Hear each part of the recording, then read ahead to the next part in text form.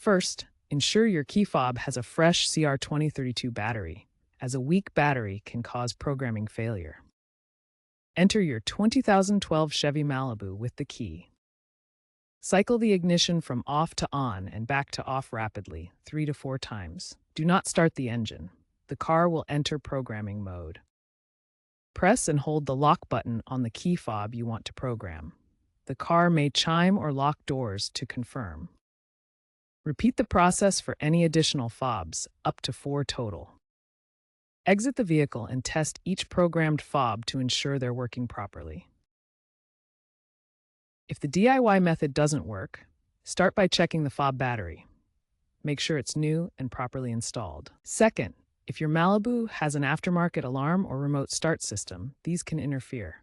Temporarily disable them before trying again. Attempt the programming procedure once more after making these changes. If issues persist, consider a universal key fob programmer. Brands like Auto Program or Keyless Option offer app-based solutions costing $20 to $50. As a last resort, visit a certified GM technician. This will be more expensive, but ensures proper programming. Remember, modifying your car's electrical system can lead to module resets. Proceed with caution. While newer cars use digital keys, DIY remains viable for the 2012 Malibu.